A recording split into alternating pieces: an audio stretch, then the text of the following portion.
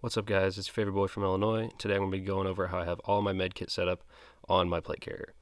I know a lot of you guys have been asking me about it, so I'm just going to go over it real quick.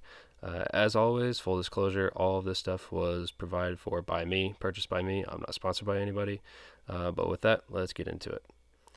So up here on the front, we have the Shot Concepts Raid Pouch, basically a dangler. And what I really like about it is that you can carry a lot of stuff in your dangler, but then you can also easily remove it using the first spear tube.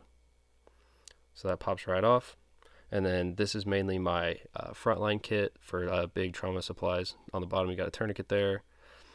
Unzip it on the inside, got all the goodies. So starting up here in the front, we've got 2 things of quick clot gauze, then 2 things of regular gauze, an elastic trauma dressing.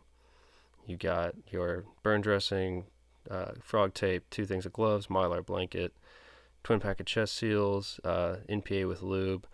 There's also a decomp needle down there at the bottom. So like I said, this is mainly my frontline, like major trauma type stuff. I like that I can open it up and set it next to a patient like that, or you can throw it to somebody else that needs it. So I'll slide that to the side there.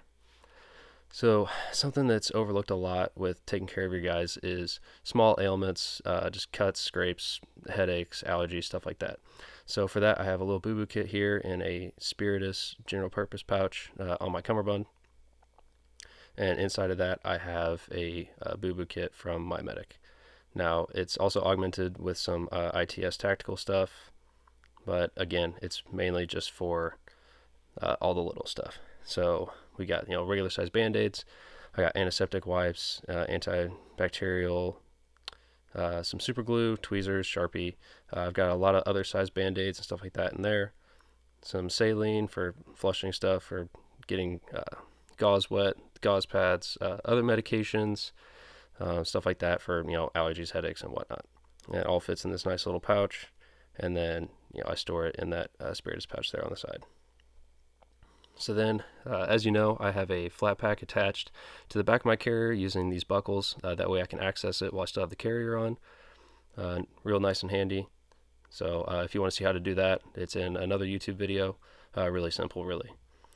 So then in here, I had the RE Factor Aggressor, but it mollied onto the back, and I couldn't really access it. Well, you could access it while the carrier was still on, but you couldn't put this back easily by yourself. But this is the insert from the RE Factor Aggressor, and this is what I carry a lot of my BLS stuff in. And that's why I switched back to the Flatpack, is so I could access it while my carrier is on and put it back. But basically everything in here you're going to have is for BLS type stuff. So these are my OPAs. Then I've got your CPR shield, mylar blankets, stuff like that for treating hypothermia. I also have some stick-on, like heating pads and stuff like that I'll pull out here in just a second. There, so they're just stick-on heating pads. And then I also have an ice pack there. So then I've got some larger gauze pads. I've got a SAM splint. There's a lot of cool stuff that you can do with that. Just some Curlex here, some smaller trauma shears for bandages and whatnot, more saline, another thing of gloves, triangular bandage, and then some prep stuff. So the prep stuff isn't going to be stuff that I necessarily use, but if I have a medic with me, it'll be for them to either do injections, IVs. I also have a flush in there, an IV flush, so that won't be for me necessarily, but for them. And then up here, just some other like string and some allergy meds as well. But pretty much everything in here is going to cover your BLS stuff. The only thing I'm missing really is a BVM. I do have a CPR shield in there, so for CPR I can still do mouth to mouth, but I plan on getting a micro BVM. But otherwise, guys, this is pretty much all the med stuff I have on my kit is these 3 items right here, and pretty much this will cover all of your BLS and TECC needs. So advanced life support guys, obviously their kit's going to look a lot different, but for me, all of this stuff works really well, covers pretty much everything you'll need, and it's all covered by Good Samaritan laws, with the exception of the needle decomp. But again, that's for if a medic gets to you, or if you're with a medic and they need it, you can provide it to them so they don't have to dig into their own stuff.